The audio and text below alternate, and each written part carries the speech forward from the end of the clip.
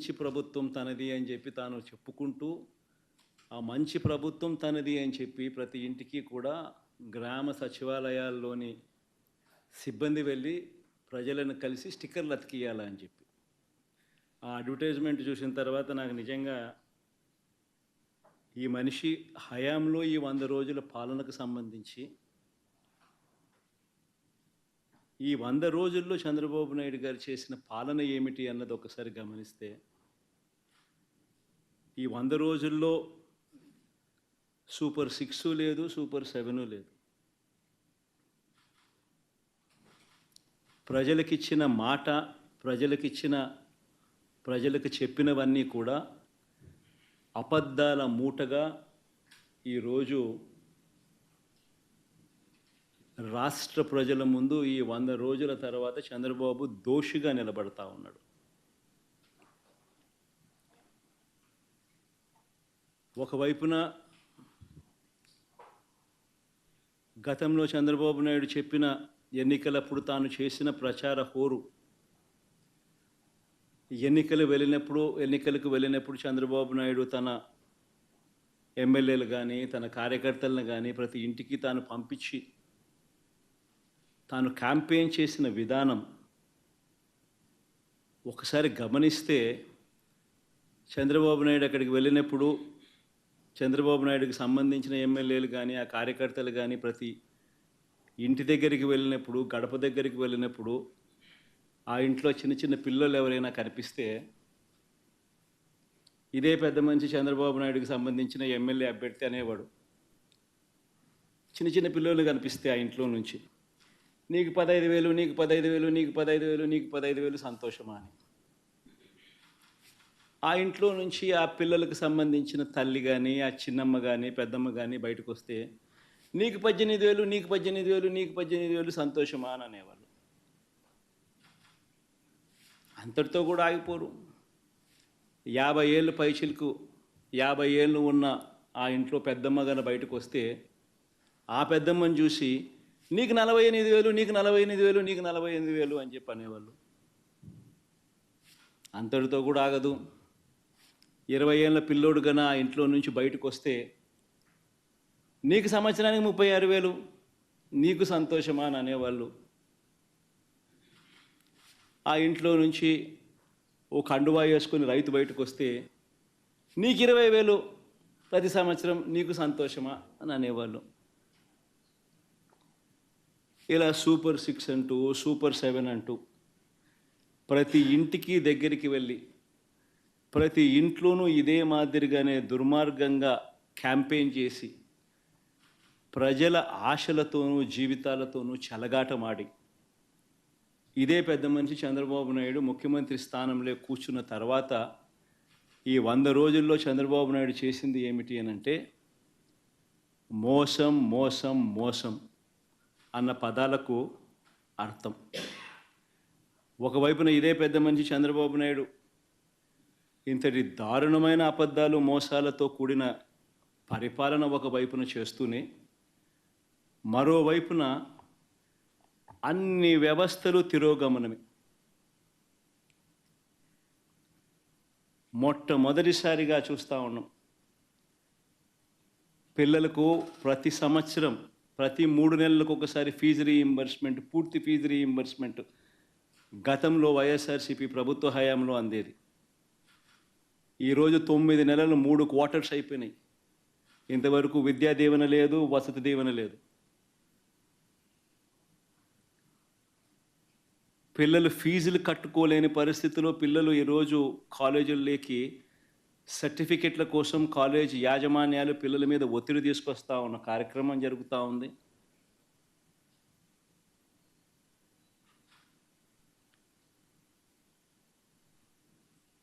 బడులన్నీ పూర్తిగా నిర్వీర్యమైపోయాయి. గోరుముద్ద గాలికి ఎగిరిపోయింది. ఇంగ్లీష్ మీడియం చదువులు అటకెక్కాయి. టోఫుల్ తీసేశారు. సిబిఎస్ఈ కూడా అదే బాటలో తీసేసే కార్యక్రమం జరుగుతూ ఉంది. వైద్య రంగం తీసుకున్న అదే పరిస్థితి. ఆరోగ్యశ్రీ బిల్స్ దాదాపుగా 2,000 కోట్ల రూపాయలు పైచిలుకు పెండింగ్. మామూలుగా జనవరిలో బిల్స్, ఫిబ్రవరిలో ప్రాసెస్ చేసి మార్చ్లో మామూలుగా ఇస్తారు. మార్చ్లో ఎన్నికల కోడ్ వచ్చింది, అంతే. ఒక్క బిల్లు పాస్ కాల. దాదాపుగా 2,000 పైచిలుకు కోట్లు Aarogyasri bills pending. Network hospitals ఈరోజు ప్రజలకు మంచి చేసే కార్యక్రమం, సేవలు అందించే కార్యక్రమంలో వెనకడుగు వేస్తూ ఉన్న పరిస్థితులు. 104, 108 సిబ్బందికి చంద్రబాబు నాయుడు గారు ముఖ్యమంత్రి అయిన తర్వాత ఇంతవరకు జీతాలు లేవు.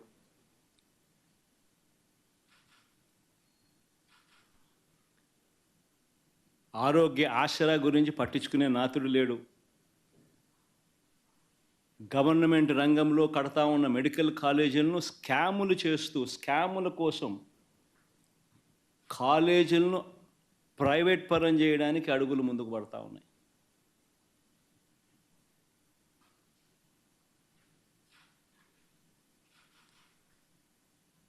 తిరోగమనం. వ్యవసాయం అయితే పూర్తిగా చంద్రబాబు నాయుడు గారి హయాంలో రైతు పూర్తిగా రోడ్డున పడ్డాడు. రైతులకు అందాల్సిన పెట్టుబడి సహాయం 20,000 ఇస్తానన్నాడు, ఇంతవరకు రూపాయేల. అంతవరకు రైతులకు మామూలుగా వ్యవసాయం మొదలయ్యే టయానికి గత ప్రభుత్వంలో మా హయాంలో వస్తూ ఉన్న రైతు భరోసా పెట్టుబడి సహాయం కూడా ఇవ్వకుండా ఎగరగొట్టాడు.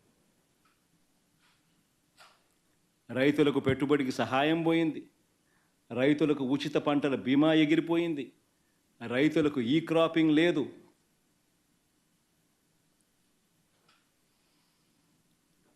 రైతుల పరిస్థితి ఎంత దయనీయంగా ఉందంటే ఆర్బీకే వ్యవస్థ నిర్వీర్యం అయిపోతూ ఉంది.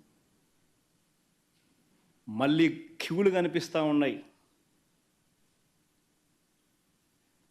వ్యవసాయ సలహా మండళ్ళు రద్దయిపోయినాయి.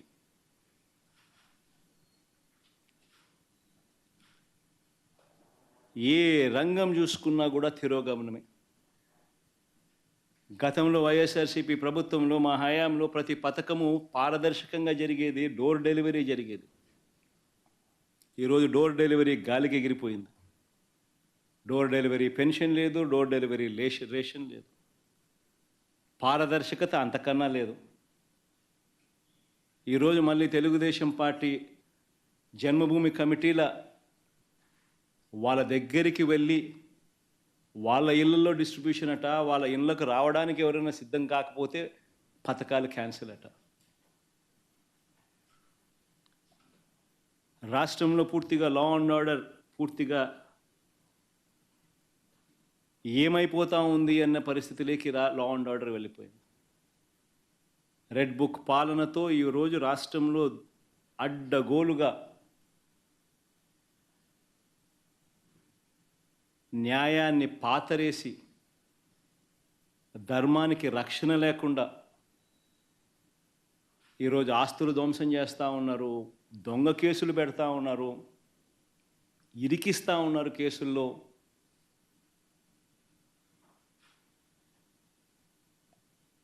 ఇష్టం వచ్చినట్టుగా రాజ్య పరిపాలన చేస్తూ ఉన్నారు. అన్ని రకాలుగా ఫెయిల్ అయిపోయిన ఈ ప్రభుత్వం చివరికి ప్రతి అతుగులోనూ డైవర్షనే,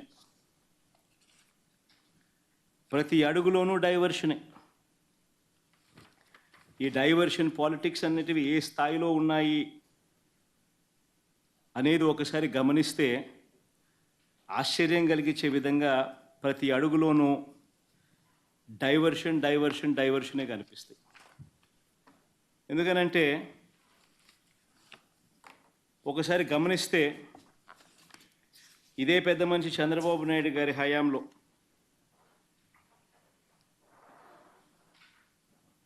రాష్ట్రంలో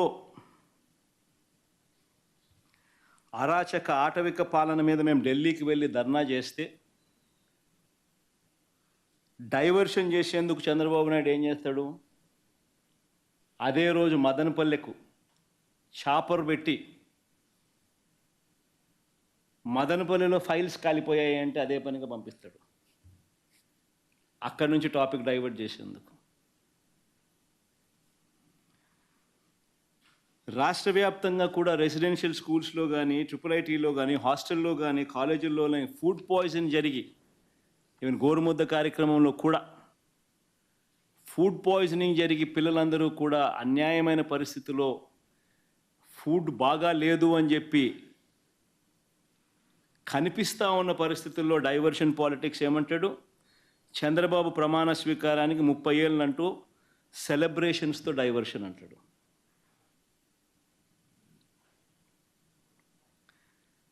చంద్రబాబు నాయుడు స్కిల్ స్కామ్లో అరెస్టులు, చంద్రబాబు నాయుడును తాను చేసిన స్కాముల్లో అరెస్ట్ చేశారని, తనను అరెస్ట్ చేశారని, తనకు బాగా దగ్గర తనకు బంధుత్వం ఉన్న ఈనాడు ఆ మార్గదర్శి నేరాలను బయట పెట్టారు అని ఆ ఐఏఎస్లు ఆ ఐపీఎస్లు అధికారులను వేధిస్తూ ఉన్న పరిస్థితులు, ఆ వేధింపులకు తాను పాల్పడతా ఉన్నట్టు అని చెప్పి సర్వత్రా విమర్శలు వస్తూ ఉంటే దాన్ని డైవర్ట్ చేయడానికి కోసం అని చెప్పి మళ్ళీ ముంబై నుంచి ఒక సైడ్ ఆర్టిస్ట్ సినీ నటిని అడ్డు పెట్టుకుని ఒక స్టోరీ, ఆయన పేరు ఏం పేరు, జత్వానినా ఏదో పేరు కాదా, ఆయన పేరుతో మాదొక డైవర్షన్ స్టోరీ. విజయవాడలో మనమంతా కూడా చూసాం ఏ రకంగా అలర్ట్ వెడ్నెస్డే బుధవారం రోజు అలర్ట్ వస్తే శుక్రవారం సాయంత్రం నుంచి ముమ్మరంగా వర్షాలు పడతాయని అలర్ట్ వస్తే బుధవారము గురువారము శుక్రవారం మధ్యాహ్నం దాకా నీకు టైం ఉన్నా కూడా చంద్రబాబు నాయుడు గారు అనే వ్యక్తి తాను రివ్యూ తీసుకోకపోవడం వల్ల ఇరిగేషన్ సెక్రటరీ కానీ రెవెన్యూ సెక్రటరీ కానీ హోమ్ సెక్రటరీ కానీ వీళ్ళందరి ఆధ్వర్యంలో చీఫ్ సెక్రటరీతో ఒక రివ్యూ తీసుకుని వాళ్ళకు బాధ్యతలు అప్పచెప్పుంటే 60 మంది చనిపోయే ప్రమాదం ఉండేది కాదు అని తెలిసి ఇరిగేషన్ సెక్రటరీ ఫ్లడ్ కుషన్ తాను ఏర్పాటు చేసేవాడు, రెవెన్యూ సెక్రటరీ రిలీఫ్ క్యాంపులు తాను ఏర్పాటు చేసేవాడు, హోమ్ సెక్రటరీ లోతట్టు ప్రాంతాల్లో ఉన్న ప్రజలను రిలీఫ్ క్యాంపులకు షిఫ్ట్ చేసి ఉండేవాడు. ఇవేవి కూడా చంద్రబాబు నాయుడు చేయకపోవడం వల్ల విజయవాడలో ఏ రకంగా, విజయవాడనే కాదు ఏలేరు కూడా అదే రకంగానే మిస్మేనేజ్మెంట్, మ్యాన్ మేడ్ ఫ్లడ్స్ ఏ రకంగా క్రియేట్ చేసి ఏ రకంగా చంద్రబాబు నాయుడు అన్ని రకాలుగా ఫెయిల్ అయిపోయిన పరిస్థితి కనిపించిన నేపథ్యంలో దాన్ని డైవర్ట్ చేసేందుకు ఈ పెద్ద మనిషి చంద్రబాబు నాయుడు ప్రకాశం బ్యారేజీలో బోట్లంట ఆ బోట్లతో బ్యారేజీని ధ్వంసం చేయడానికి ప్రయత్నించారంటూ ఇంకొక డైవర్షన్ టాక్టిక్.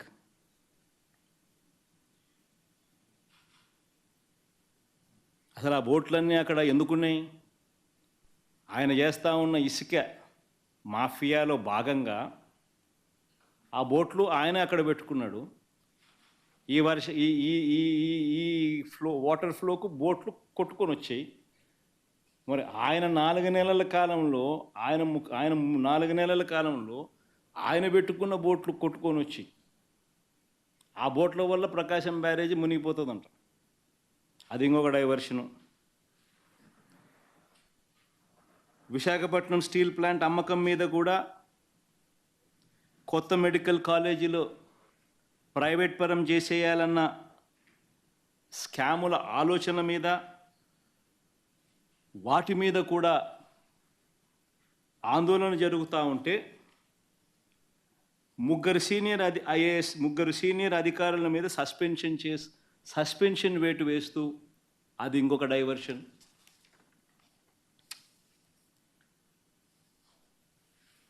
చివరికి 100 రోజుల పాలన మీద చంద్రబాబు నాయుడు గారి 100 రోజుల పాలన మీద దృష్టి పెట్టేసరికి ఇప్పుడు తిరుమలకు వచ్చే నెయ్యి కల్తీ జరిగిందంటూ ఇంకో డైవర్షన్. ఇది నిజంగా అన్నిటికన్నా ఇంకా ఆశ్చర్యం కలిగించే పెద్ద డైవర్షన్. ఎందుకనంటే చంద్రబాబు నాయుడు అనే వ్యక్తి ఎంత దుర్మార్గుడు, ఎంత అన్యాయస్తుడు అని అంటే నిజంగా దేవుడిని కూడా రాజకీయాల కోసం వాడుకోగలగాలి అని ఆలోచన చేయగలిగిన వ్యక్తి ప్రపంచ చరిత్రలో ఎవడు ఉండడు. ఇంత అన్యాయస్తుడు ప్రపంచ చరిత్రలో ఎవడు ఉండడు. దేవుడు నీ రాజకీయాల కోసం ఉపయోగించుకోవాలి అని ఆలోచన చేయగలిగిన దుర్మార్గమైన మనస్తత్వం ఒక చంద్రబాబు నాయుడు గారికి మాత్రమే ఉంటాయి. నిజంగా ఇది ఎంత దారుణమైన డైవర్షన్ పాలిటిక్స్ అంటే, ఒకవైపున 100 రోజులు చంద్రబాబు నాయుడు గారి పరిపాలన మీద ప్రజలందరూ కూడా చంద్రబాబు నాయుడు మీద కోపం వెలుపుచుతూ ఉన్నారు. ఏమైనా మా సూపర్ 6లు, ఏమైనా మా సూపర్ 7లు అని చెప్పి ప్రజలు నిలదీస్తూ ఉన్నారు. ఇలాంటి నేపథ్యంలో ప్రజల మనసును డైవర్ట్ చేసేందుకు చంద్రబాబు నాయుడు చేస్తూ ఉన్న అతి దుర్మార్గమైన ఆలోచన ఈ కట్టుకథ. నిజంగా ఈ కట్టుకథ ఎంత దుర్మార్గము అనేది నేను మీ అందరికీ కూడా ఒక కొద్ది నిమిషాలు మీ టైంలో ఇస్తే నేను ఎక్స్ప్లెయిన్ చేస్తా. మీరే ఆలోచన చేయమని చెప్పి కూడా మిమ్మల్ని అందరినీ కూడా నేను కొడతా ఉన్నా. ఇంత దుర్మార్గపు పని చేయగలుగుతారా ఎవరైనా? చేయడం ధర్మమేనా అని అందరూ ఆలోచన చేయమని అడుగుతా ఉన్నా. ఎందుకనంటే కారణం ఏమిటనంటే, ఈరోజు తిరుమలకు స్వామివారికి వచ్చే ఈ నెయ్యి, ఈ తిరుమలకు వచ్చే ఈ నెయ్యి చంద్రబాబు నాయుడు గారు అన్న మాటలు దీనికి సంబంధించి, ఈ నెయ్యిలో కల్తీ జరిగింది అంటూ తాను అన్న మాటలు నిజంగా ఎంత దారుణమైన మాటలు అంటే, నాశరికమైన ఇంగ్రీడియంట్స్ వాడారని, తిరుపతి లడ్డులో యానిమల్ ఫ్యాట్ గీక్ బదులు వాడినారని, ఇదే పెద్ద మనిషి చంద్రబాబు నాయుడు ముఖ్యమంత్రి హోదాలో ఉంటూ ఒక ముఖ్యమంత్రిగా తాను మాట్లాడిన మాటలు ఇవి. నిజంగా ఒక ముఖ్యమంత్రిగా ఉన్న వ్యక్తి ఈ మాదిరిగా అబద్ధాలు ఆడడం ధర్మమేనా? కొన్ని కోట్ల మంది వెంకటేశ్వర స్వామి భక్తులు దేశవ్యాప్తంగా కాదు ప్రపంచవ్యాప్తంగా ఉన్నారు. వారందరి మనోభావాలను ఆడుకోవడం ధర్మమేనా?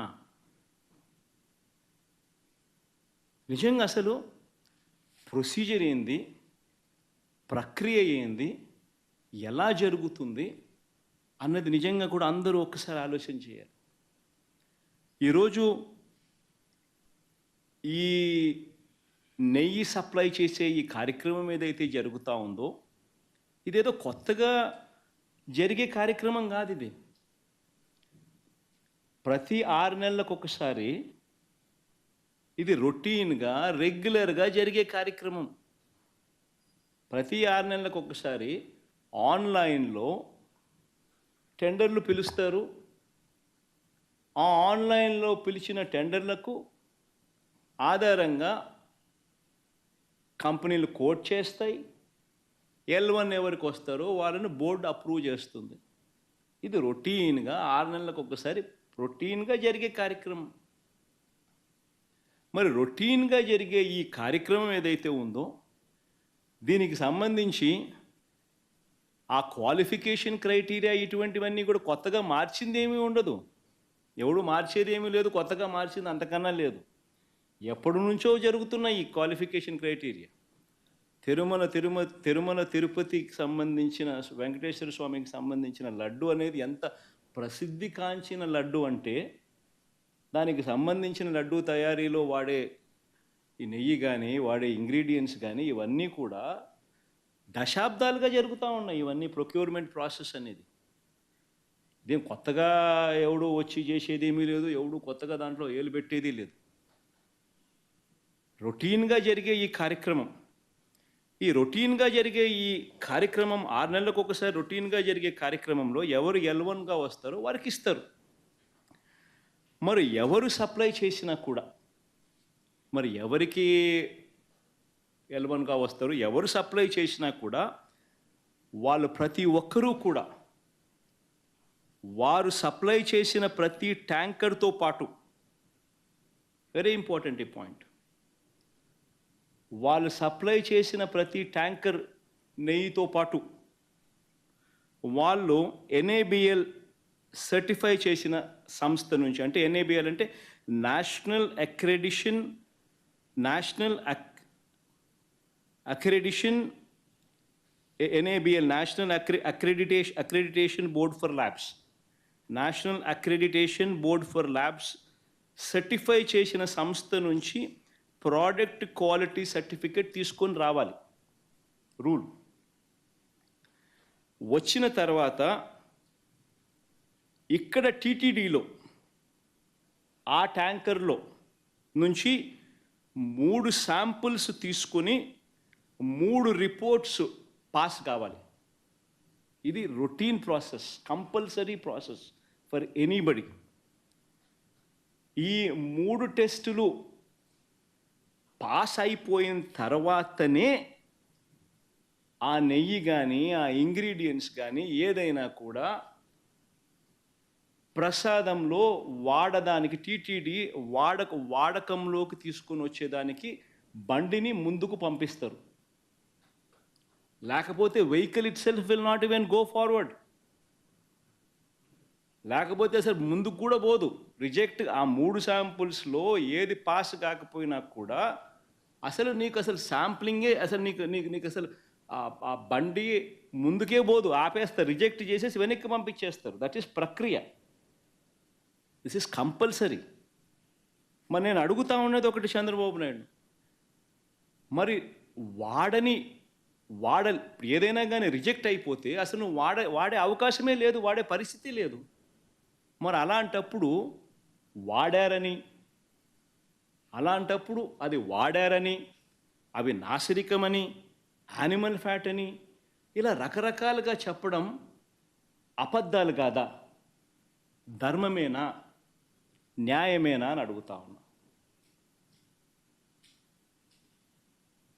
నేను ఇంకొకటి కూడా అడుగుతా ఉన్నా.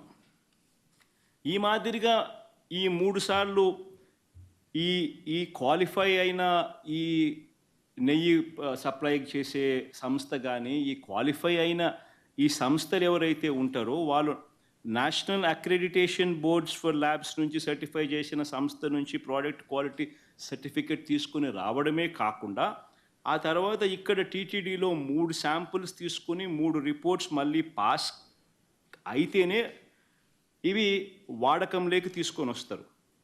మరి అలాంటప్పుడు ఈ కార్యక్రమం కూడా ఇదేదో కొత్తగా ఇప్పుడు జరిగేది కాదు.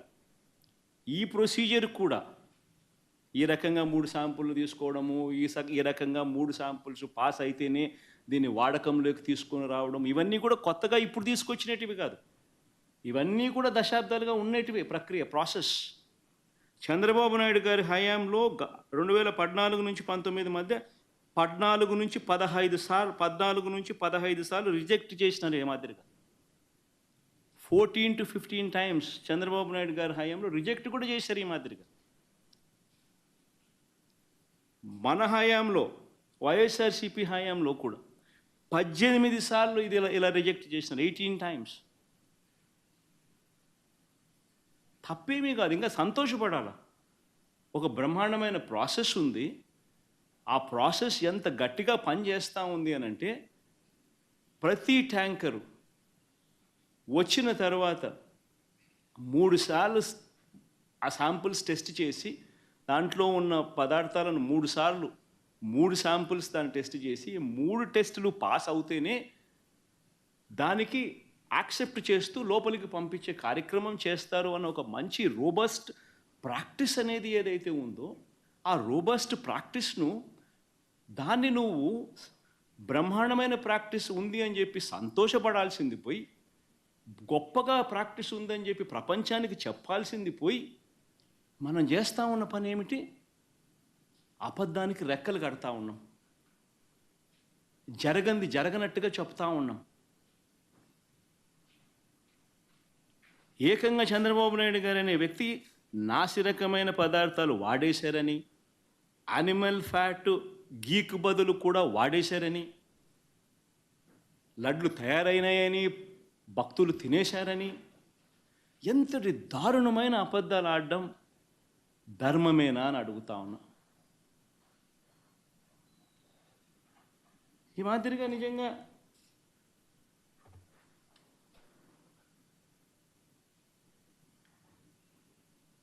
ప్లస్ ఆశ్చర్య కలిగించే విషయం ఇంకొకటి చెప్పాలి. అసలు ఈ రిపోర్టు రిజెక్ట్ అయిన రిపోర్టు మొట్టమొదటిసారి జూలై 12వ తారీఖున, అంటే ఎవరి హయాంలో, ఎవరు ముఖ్యమంత్రి? జూలై 12వ తారీఖున శాంపుల్స్ తీసుకున్నారు. అంటే ఎవరు ముఖ్యమంత్రి, ఎవరి హయాంలో ఇది? చంద్రబాబు నాయుడు గారు సాక్షాత్తుగా ముఖ్యమంత్రిగా ఉన్న హయాంలో. ఆయన జూన్ 4న ఎన్నికల్లో రిజల్ట్స్ అయినాయి.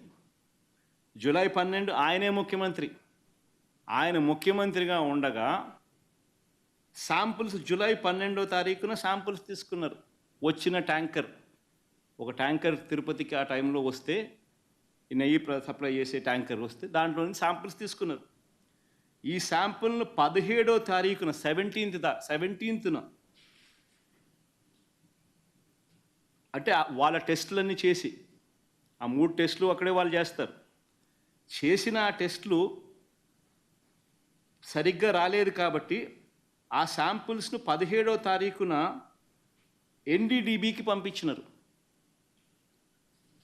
నేషనల్ డైరీ డెవలప్మెంట్ బోర్డుకు. వాళ్ళు 23వ తారీఖున రిపోర్ట్ ఇచ్చినారు.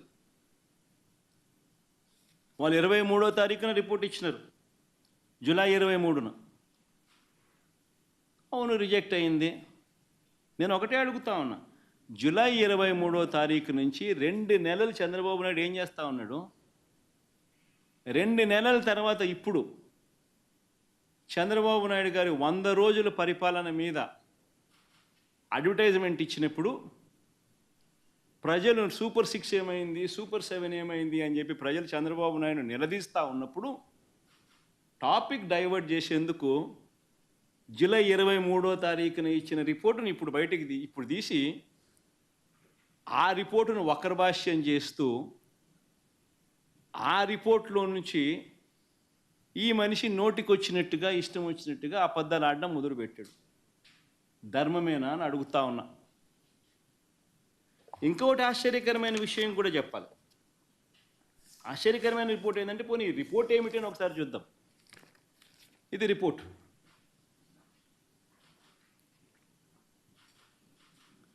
ఈ రిపోర్ట్ చూస్తే ఈ రిపోర్ట్లో కూడా ఏమని కనిపిస్తూ ఉంది?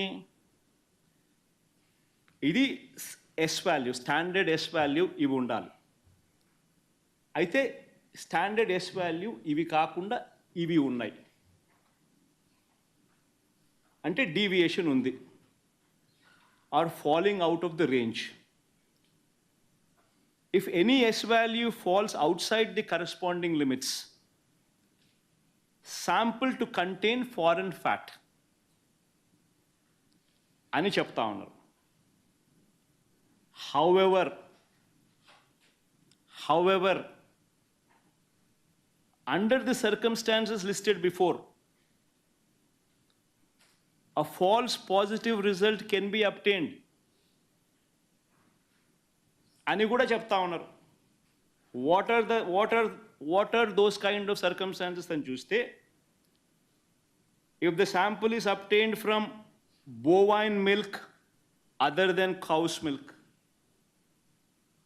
If the sample is obtained from cow's which received an exceptionally high feeding of pure vegetable oils such as repressed oil, cotton or palm oil, etc. Exception చెప్తా ఉన్నాను. Or if sample is obtained from cows suffering from serious underfeeding, or if the sample is obtained from cheeses, or if the sample is extracted by using the Gerber, Weibull, Berntrop or Schmidt, Bonsky, Rascal methods. ఇవి exceptions కూడా ఉంటాయి అని కూడా చెప్తా ఉండరు. నేను చెప్పేది ఒకటే చెప్తా ఉన్నా, ఏదైనా కానీ ఒక రోబస్ట్ ప్రక్రియ టీటీడీలో ఉంది అని చెప్పడానికి సంతోషపడాలి, గర్వపడాలి. టీటీడీ అన్న దేవాలయం అన్నది, టీటీడీలో తయారయ్యే లడ్డు అన్నది, స్వామివారికి దగ్గర తయారయ్యే ఈ కార్యక్రమం అనేది ప్రసిద్ధి కాంచిన గొప్ప పరిణామం అని చెప్పాలి. టీటీడీలో ప్రాక్టీస్ చేస్తూ ఉన్న ప్రాక్టీసెస్ ఎంత గొప్పవి అని చెప్పి ఇంకా మనం పొగుడుకోవాలి. కానీ మనమేం చేస్తూ ఉన్నాము, ఒక రోబస్ట్ ప్రక్రియ ఉంటే ప్రతి వెహికల్ను సప్లై చేసే ప్రతి వెహికల్ వాళ్ళ సర్టిఫికేట్ తీసుకొని రావడమే కాకుండా టీటీడీ ఆ ప్రతి వెహికల్లో నుంచి 3 శాంపుల్స్ తీసి ఆ శాంపుల్స్ పాస్ అవుతేనే నీకు లోపలికి పోయేదానికి పర్మిషన్ ఇస్తూ టీటీడీలో లడ్లు తయారు చేయడానికి ఉపయోగపెట్టే పరిస్థితి ఉంది అని చెప్పి తెలిసినప్పుడు, ఇంత గొప్ప ప్రాక్టీస్ ఉన్నప్పుడు, ఇంత గొప్ప పరిస్థితి ఉన్నప్పుడు క్రెడిట్ తీసుకోవాల్సింది పోయి మనం ఏం చేస్తూ ఉన్నాము, అబద్ధానికి రెక్కలు కడతా ఉన్నాం. రెక్కలు కడుతూ ఇవన్నీ శాంపుల్స్ ఇవన్నీ టెస్టుల్లో ఫెయిల్ అయినా కూడా వాడేసినారు, లడ్ల కింద తయారీ చేసేసినారు, ప్రజలకై భక్తులకై పంచిపెట్టినారు, భక్తులు అలాంటి లడ్లు తిన్నారు అనే ఒక ముఖ్యమంత్రి స్థానంలో ఉన్న వ్యక్తి టీటీడీ వెంకటేశ్వర స్వామి గుడిని అపవిత్రత పాలు చేస్తూ అక్కడ తయారు చేసే ప్రక్రియను అభాస్పాలు చేస్తూ మన గుడిని, మన వెంకటేశ్వర స్వామిని మనం తగ్గించుకుంటున్నాం.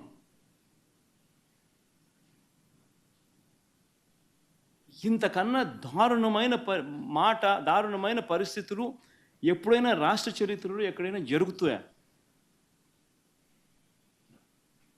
ప్రతి ఒక్కరు కూడా దీని గురించి ఆలోచన చేయాలని చెప్పి నేను అడుగుతా ఉన్నా. వీళ్ళు చెప్పే మరో దుష్ప్రచారం, కర్ణాటక మిల్క్ ప్రొడ్యూసర్స్ ఫెడరేషన్ KMFకు ఉద్దేశపూర్వకంగానే ఆ కంపెనీ బ్రాండ్ నందినికి నెయ్యి కాంట్రాక్ట్ ఇవ్వలేదని ఆరోపిస్తున్నారు. ఆశ్చర్యకరమైనది. టెండర్లు పిలుస్తారు, ఎవరైనా పార్టిసిపేట్ చేయొచ్చు. ఇదే చంద్రబాబు నాయుడు గారి హయాంలో 2015 నుంచి 2018 అక్టోబర్ వరకు KMFకు చెందిన బ్రాండ్ ఎందుకు లేదని అడుగుతా ఉన్నారు. లేదు KMF బ్రాండు 2015 నుంచి 2018 అక్టోబర్ వరకు మరి ఎందుకు లేదు?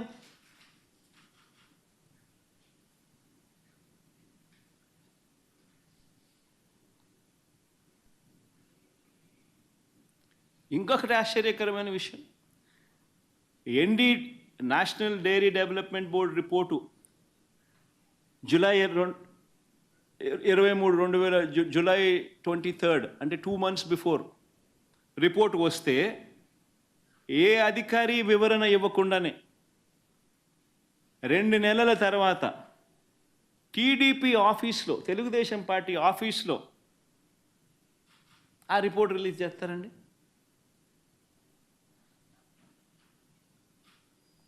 అదే 100 రోజుల ఈయన పాలన మీద అడ్వర్టైజ్మెంట్ ఇచ్చిన రోజు.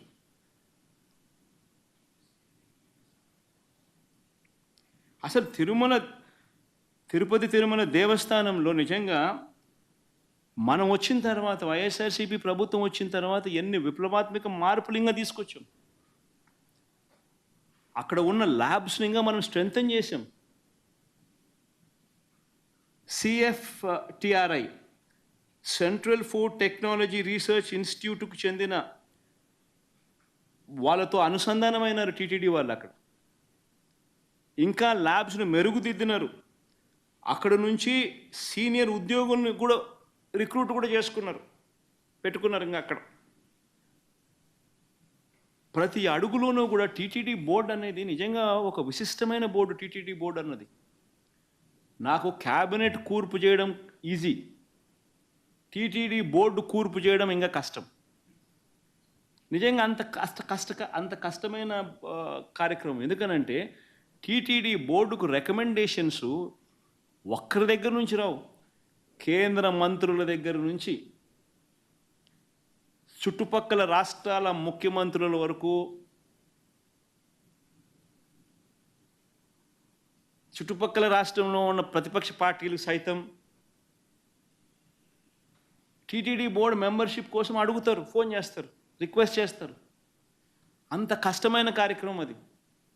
అంటే వాళ్ళ రాష్ట్రాలలో విశిష్టమైన మనుషులు, అంటే కేంద్రం దృష్టిలో కూడా విశిష్టమైన మనుషులు, ఇంపార్టెంట్ పీపుల్,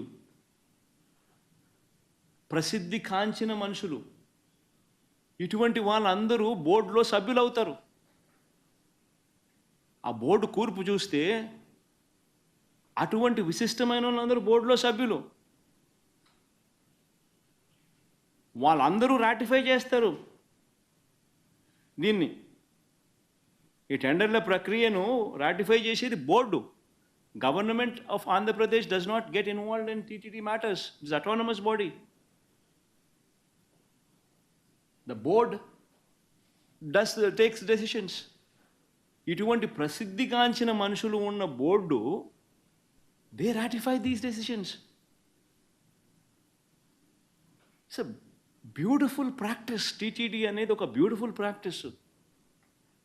ఒక గొప్ప వ్యవస్థ, ఒక గొప్ప ప్రాక్టీస్ అందులో ఉంది. బియాండ్ ఎనీ డౌట్స్, బియాండ్ ట్రాన్స్పరెన్సీకి పెద్దపీట వేస్తూ కేవలం దేవునికి మంచి చేయడం ఎలా అన్న ఒకే ఒక్క మైండ్ సెట్తో పనిచేసే మనుషులు అక్కడ బోర్డు మెంబర్స్గా ఉంటారు. అటువంటి వాళ్ళు చేస్తారు. ఈవెన్ టీటీడీ బోర్డు మెంబర్ గురించి వైవి సుబ్బారెడ్డి గురించి కూడా మాట్లాడాల్సి వస్తే 45 సార్లు ఆయన అయ్యప్ప మాలకు పోయినాడు తెలుసా.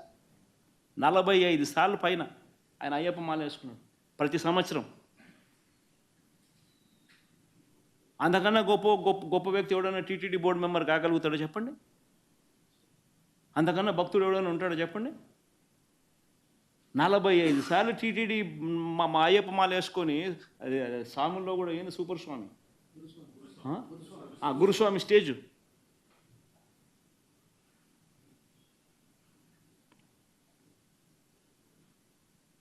కరుణాకర్ రెడ్డి కూడా ఈక్వలీ రెప్యూటెడ్ మ్యాన్. అంటే మనం ఏం మాట్లాడుతూ ఉన్నాం, ఏం చేస్తూ ఉన్నాం? మన ఇన్స్టిట్యూట్స్ను మనమే తగ్గించుకుంటా ఉన్నాం. మనమంతకు మనమే వక్రభాష్యం తీస్తూ ఉన్నాం.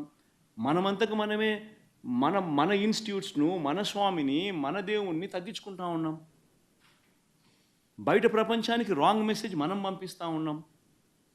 ఇంత గొప్ప ప్రాక్టీసెస్ ఉన్నాయనే దానికి చెప్పుకోలేక, ఉన్నది చెప్పుకోవడం ఇష్టం లేక, కేవలం బురదయ్యాలన్న ఆలోచనతో, దుర్బుద్ధితో మనం ఏం చేస్తూ ఉన్నాం? ఒక్క చంద్రబాబు నాయుడు మాత్రమే చేయగలుగుతాడు ఇట్లాంటి కార్యక్రమాలు. అది ఆంధ్ర రాష్ట్రం చేసుకున్న దౌర్భాగ్యం.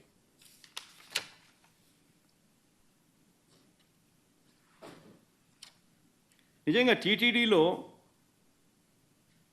వైఎస్ఆర్సీపీ వచ్చిన తర్వాత జరిగిన అనేక మంచి కార్యక్రమాలు, ఒకటి కాదు, రెండు కాదు, అనేక మంచి కార్యక్రమాలు జరిగాయి. వైఎస్ఆర్సీపీ ప్రభుత్వం వచ్చిన తర్వాతే నవనీత సేవ మొదలుపెట్టాం. దీనికోసం ఈ నవనీత సేవ మొదలైంది. దీనికోసం స్వచ్ఛమైన నెయ్యి తయారీకి కొండ మీద ప్రత్యేక గోశాలను కూడా పెట్టాం. శ్రీవారి ఆలయంలో అర్చకుల జీతాలు రెట్టింపు చేశాం. ఇంకా ప్రసాదాలు తయారు చేసే పాటు కార్మికులకు సర్వీస్ క్రమబద్ధీకరించడంతో పాటు వారి జీతాలు కూడా పెంచడం జరిగింది వైఎస్ఆర్సీపీ హయాంలోనే. చంద్రబాబు దేవాలయాలను కూల్చేస్తే దేశవ్యాప్తంగా జీర్ణ వ్యవస్థలో ఉన్న ఆలయాలను పునరుద్ధరణ కార్యక్రమం కూడా చేసింది వైఎస్ఆర్సీపీ హయాంలోనే. అమరావతిలో ఆలయాన్ని కట్టినా అది వైఎస్ఆర్సీపీనే. వైజాగ్లో ఆలయాన్ని కట్టినా అది వైఎస్ఆర్సీపీనే, భువనేశ్వర్లో ఆలయం కట్టినా అది వైఎస్ఆర్సీపీనే, హైదరాబాదులో జూబ్లీ హిల్స్లో ఆలయాన్ని కట్టినా అది వైఎస్ఆర్సీపీనే, జమ్మూ కాశ్మీర్ చెన్నైలో కూడా ఆలయాలు కట్టినా అది వైఎస్ఆర్సీపీనే. ఇవన్నీ కట్టింది వైఎస్ఆర్సీపీ హయాంలోనే, చంద్రబాబు హయాంలో కాదు. చివరికి అమెరికాలో కూడా ఆలయ నిర్మాణానికి మా హయాంలోనే టీటీడీ సహకరించింది. స్వామివారి దర్శనానికి వచ్చే భక్తులకు సేవలు అందిస్తూ ఉన్న ఉద్యోగులకు మరింత తోడుగా నిలిచేందుకు 9,000 మంది ఉద్యోగులకు ఇళ్ల పట్టాలు ఇచ్చింది కూడా వైఎస్ఆర్సీపీ ప్రభుత్వమే. వైఎస్ఆర్సీపీ హయాంలోనే. చంద్రబాబు హయాంలో కనీసం 1 సెంటు కూడా ఆ టీటీడీలో పనిచేస్తూ ఉన్న ఎంప్లాయీస్ 1 సెంటు స్థలం అయిపోద్దు ఇవ్వడానికి ఆయనకు మనసు రాల.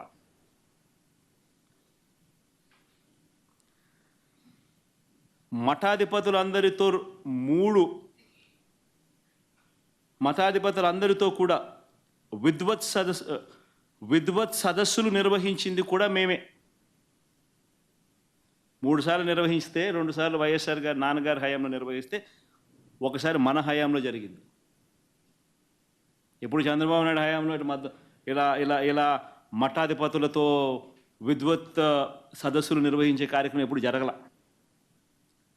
ఏ రకంగా చూసుకున్నా కూడా ఏదైనా మంచి జరిగింది అని అంటే అది జరిగింది వైఎస్ఆర్సీపీ ప్రభుత్వ హయాంలోనే అని చెప్పడానికి ఇవన్నీ కూడా ఎగ్జాంపుల్స్.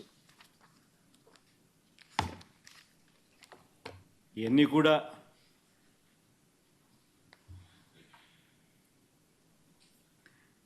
నాలుగు మాటలు ఇంగ్లీష్లో కూడా చెప్తా. ఎందుకనంటే ఇష్యూని ఎంత పెద్ద చేసి పెడుతున్నారనంటే వీళ్ళంతా ఆశ్చర్యం కలిగించే విధంగా ఒక అబద్ధానికి రెక్కలు కట్టి ఏ రకంగా వీళ్ళు దుష్ప్రచారం చేస్తూ ఉన్నారంటే, ఆ నేషనల్ టీవీ ఛానల్స్ కూడా ఒక్కొక్కసారి నేను చూస్తూ ఉన్నప్పుడు ఆ నేషనల్ టీవీ ఛానల్స్ కూడా వాళ్ళకు తెలిసి చేస్తూ ఉన్నారో తెలియకుండా చేస్తూ ఉన్నారో నాకు కూడా బాధ అనిపించింది. ఎందుకనంటే ఒక గొప్ప వ్యవస్థ, వెంకటేశ్వర స్వామి వ్యవస్థను రోడ్డు మీదకి తీసుకొచ్చే కార్యక్రమం చేస్తూ ఉన్నారు. ఏ తప్పు జరగకపోయినా కూడా తప్పు జరిగినట్టుగా చూపించి మన రాష్ట్ర పరువును, వెంకటేశ్వర స్వామి దేవాలయ పరువును బజారుకిడ్చే కార్యక్రమం జరుగుతూ ఉంది. కాబట్టి ఇంగ్లీష్లో కూడా 4 మాటలు చెప్పి నేషనల్ టీవీ ఛానల్స్కి కూడా జరుగుతూ ఉన్న విషయాల గురించి అవగాహన కల్పించాల్సిన అవసరం ఉంది. నిజంగా ఇది ప్రైమ్ మినిస్టర్కు లేఖ రాస్తాం, దీని తర్వాత సుప్రీంకోర్టు చీఫ్ జస్టిస్ గారికి కూడా లేఖ రాస్తాం. దీని తర్వాత చంద్రబాబు నాయుడు గారు అనే వ్యక్తి తన రాజకీయ యావ కోసం దురుద్దేశంతో తిరుమల తిరుపతి వెంకటేశ్వర స్వామి ఆలయాన్ని భ్రష్టు పట్టించే విధంగా తాను మెలైన్ చేసే కార్యక్రమం చేయడం ధర్మమేనా, దీని మీద ఎంక్వైరీ జరగాలి, చంద్రబాబు నాయుడు గారికి అక్షింతలు పడాలి అని చెప్పి కూడా లేఖ రాస్తాం. ఇప్పుడు రాజకీయంగా నువ్వు కొట్లాడాలనుకుంటే, పోరాటం చేయాలనుకుంటే చెయ్యి, బంగారంగా చెయ్యి. మేమంతా కూడా ఆహ్వానిస్తున్నాం. ప్రజలకు మంచి చెయ్యి, ప్రజలకు ఫలాన్ని చేస్తానని చెప్పి నువ్వు అధికారంలోకి వచ్చినావు, చేసిన ఆ మంచి చేసి ప్రజల్లో మన్ననలు పొందు. కానీ ఇదేం రాజకీయాలు? ఒక అబద్ధాన్ని సృష్టించడం, ఆ అబద్ధాన్ని అమ్మడం, ఆ అబద్ధం ద్వారా మనుషుల మీద బురద జల్లడం ఎంతమటుకు ధర్మం ఇది? అడగండి. ధర్మం కాదు, న్యాయం కాదు. రాజకీయాలు చేయాలనుకుంటే ఏదైనా స్ట్రైట్గా చేద్దాం. మెడికల్ కాలేజీలో నిజంగా కూడా 8,400 కోట్లకు సంబంధించిన బడ్జెట్కి అయ్యే ఖర్చులో ఆల్రెడీ స్థలాలు ప్రొక్యూర్ చేసినారు, అయిపోయింది. 2,400 కోట్ల రూపాయలు పెట్టుబడులు కూడా పెట్టడం జరిగింది. బిల్డింగులన్నీ కూడా చాలా చోట్ల అడ్వాన్స్డ్ స్టేజ్లో ఉన్నాయి. 5 చోట్ల మెడికల్ కాలేజీలు ఆల్రెడీ స్టార్ట్ అయిపోయినాయి. ఇంకొక 5 చోట్ల పూర్తిగా ఈ సంవత్సరము మనము మనం కట్టిన బిల్డింగులు చూపిస్తే వాళ్ళు సీట్లు ఇచ్చే పరిస్థితి కూడా రెడీగా వాళ్ళు ఆల్రెడీ చెప్పడం జరిగింది. మరి అటువంటి పరిస్థితిలో ఉన్న ఈ మెడికల్ కాలేజెస్ను, గవర్నమెంట్ మెడికల్ కాలేజెస్ను నువ్వు అమ్మేయడానికి సిద్ధపడితే, ప్రైవేటైజ్ చేయడానికి సిద్ధపడితే దాని అర్థం ఏంది? అసలు ప్రైవేట్ మెడికల్ కాలేజెస్ అన్నది నువ్వు స్కాములు చేసి నీ దగ్గర వాళ్ళకు నువ్వు అమ్మాలనుకునే ఒక స్కామ్ చేయడం ధర్మమేనా? అసలు ప్రతి జిల్లాలోనూ ఒక మెడికల్ కాలేజ్ వస్తే దానివల్ల జరిగే మంచి ఏమిటి తెలుసా? ప్రతి జిల్లాలోనూ ఒక సూపర్ స్పెషాలిటీ హాస్పిటల్ వస్తుంది, టెరిషరీ కేర్ ఇంప్రూవ్ అవుతుంది. ఎప్పుడైతే ప్రతి జిల్లాలోనూ ఒక సూపర్ స్పెషాలిటీ హాస్పిటల్ గవర్నమెంట్ రంగంలో ఎప్పుడైతే కాంపిటేటివ్గా ఉంటుందో, అప్పుడు ప్రైవేట్ రంగంలో ఉన్న వాళ్ళు ఇష్టం వచ్చిన రేట్లు వేసి ప్రజలను ఇబ్బందులు పాలు చేసే కార్యక్రమం చేయలేరు. ఎందుకంటే గవర్నమెంట్ రంగంలో ఉన్న ఈ సూపర్ స్పెషాలిటీ హాస్పిటల్, ఈ మెడికల్ కాలేజు, ఈ మెడికల్ కాలేజ్ ఏదైతే ఉందో that will become the super speciality hospital which is going to be competitive. ఈ కాంపిటీషన్ అనేది ఎప్పుడైతే ఉంటుందో అప్పుడు ఈ ప్రైవేట్ హాస్పిటల్స్ ఇష్టం వచ్చిన రేట్లు ఛార్జ్ చేసి పేదవాడిని ఇబ్బందులు పాలు చేసే కార్యక్రమం జరగదు. అది ఒక అడ్వాంటేజ్ అయితే, రెండో advantage the number of seats it will add. ప్రతి మెడికల్ కాలేజు 150 సీట్లు అదనంగా యాడ్ అవుతాయి. ఇందులో ఈ అదనంగా యాడ్ అయ్యే ఈ ప్రతి మెడికల్ కాలేజ్ సీటు ఆ హాస్పిటల్లోనే ఖర్చు అవుతుంది. ఆ హాస్పిటల్కే పెడతారు, ఆ మెడికల్ కాలేజ్ కోసమే ఖర్చు పెడతారు. ఆ కాలేజ్ బతుకుతుంది, ప్రైవేట్తో గొప్పగా కాంపిటీషన్లో నిలబడగలుగుతుంది, పిల్లలకు మేలు జరుగుతుంది, ప్రజలకు మేలు జరుగుతుంది. అలాంటి దాన్ని నువ్వు నీ స్కాముల కోసం అమ్మాలనుకోవడం ఎంత మటుకు ధర్మం? బేసికలీ మన కర్మ ఏమిటి అని అంటే, బీజేపీ వాళ్ళకు సగం తెలుసు, సగం తెలీదు. ఈ చంద్రబాబు నాయుడు అనే వ్యక్తి పూర్తిగా అబద్ధాల మనిషి, మోసాల మనిషి. ఇవన్నీ నేను చెప్పినటివన్నీ వాస్తవాలు అయినప్పుడు టీటీడీ బోర్డులో కూడా ఇదే బీజేపీ పార్టీకి సంబంధించిన సీనియర్ మంత్రులకు సంబంధించిన రిప్రజెంటేటివ్స్ కూడా బోర్డులో సభ్యులుగా ఉన్నప్పుడు ఈ ప్రొసీజరు, ఈ ప్రాసెస్ అనేది వాళ్ళకి తెలియదా? కనుక్కోమని. తెలియకపోతే కనుక్కోమని చెప్పండి. కనుక్కొని తప్పు చంద్రబాబు నాయుడు అనే వ్యక్తి ఈ మాదిరిగా దుష్ప్రచారం చేస్తుంటే, చంద్రబాబు నాయుడు అనే వ్యక్తి మీద అక్షింతలు వేసే ధైర్యం ఈ బీజేపీ పార్టీకి ఉందని నేను అడుగుతాను. నిజంగానే వాళ్ళలో చిత్తశుద్ధి ఉంటే, నిజంగానే వాళ్ళ హిందువుల రిప్రజెంటేటివ్ కింద వాళ్ళు నిజంగానే సిన్సియర్గా, నిజంగా వాళ్ళ మనుషులైతే, సిన్సియర్ మనుషులైతే చంద్రబాబు నాయుడు తిట్టాలి, చంద్రబాబు నాయుడును అక్షింతలు వేయాలి. ఇంత దుర్మార్గం చేయడం ధర్మమేనా చంద్రబాబు అని చెప్పి చంద్రబాబు నాయుడును గట్టి కడగాలి. నిజంగానే వాళ్ళలో సిన్సియారిటీ ఉంటే చేయమని చెప్పండి. తెలియని వాళ్లకు ఏం జరుగుతూ ఉందో మిస్లీడ్ అయిపోయినప్పుడు ఎవరికైనా కానీ భావోద్వేగాలు పెరుగుతాయి. దట్ ఈస్ ఎగ్జాక్ట్లీ వాట్ చేయకూడని పని. చంద్రబాబు నాయుడు నేను తప్పుపట్టేది అందుకోనే తప్పుపడుతున్నా. ఎందుకు తప్పుపడుతున్నా? చంద్రబాబు నాయుడు ఎందుకు తప్పుపడుతున్నా? తాను చేసిన తప్పుని ఎందుకు చెప్తా ఉన్నా? ఎందుకనంటే తాను కావాలని భావోద్వేగాలను రెచ్చగొట్టే విధంగా తప్పుడు ప్రచారం చేస్తూ ఉన్నాడు. కానీ యాక్చువల్గా ఏంది, ప్రొసీజర్ ఏంది అనేది క్లియర్ కట్గా ఉన్నప్పుడు, క్లియర్ కట్గా కనిపిస్తూ ఉన్నప్పుడు, తెలిసినప్పుడు ఈ మాదిరిగా దుష్ప్రచారం చేయడం ధర్మమేనా? చంద్రబాబు నాయుడు అనే వ్యక్తికి దేవుని మీద భక్తి ఎప్పుడూ ఉండదు. నేను రాసి చెప్తున్నా. చంద్రబాబు నాయుడు అనే వ్యక్తి దేవుడిని రాజకీయాల కోసం ఉపయోగించుకునే అత్యంత హేయమైన మనసు కలిగిన వ్యక్తి. ఆ మనిషికి ఎప్పుడూ భక్తి లేదు, భక్తి ఉండదు కూడా. అటువంటి వ్యక్తి తన హయాంలో ఏదైనా కానీ చెడు టీటీడీకి ఏదైనా జరిగే కార్యక్రమం జరిగి ఉన్నా అది ఒక్క ఆయన హయాంలో మాత్రమే జరగగలుగుతుంది. మిగతా ఎవరి హయాంలో జరగదు. ఎందుకంటే ఆయనకు దేవుడు అంటే భయము లేదు, దేవుడు అంటే భక్తి లేదు. ఆయన ఎప్పుడైనా కూడా ఒకటి గుర్తుపెట్టుకో, లీడర్ అనేవాడు ప్రజల నుంచి పుడతాడు. మీ అందరూ గుర్తుపెట్టుకునే మాట నేను చెప్తున్నా. లీడర్ ఎప్పుడు ప్రజల నుంచి పుడతాడు.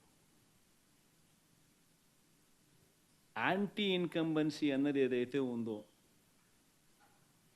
ఈ సూపర్ 6లు సూపర్ 7లు ఎప్పుడైతే వీళ్ళ అబద్ధాలన్నీ మోసాలు అయినప్పుడు, వీళ్ళ మోసాల నుంచి అది కోపం అయినప్పుడు ప్రజల్లోకి, ఆ కోపం నుంచి వచ్చే ఓటు ఎవరినైనా కాల్చేస్తుంది. ఎవరైనా కూడా అధికార పార్టీలోకి ఎవరైనా కూడా ఒకరో ఇద్దరో పొరపాటున వాళ్ళు పోయినారంటే వాళ్ళ గ్రహపాటని.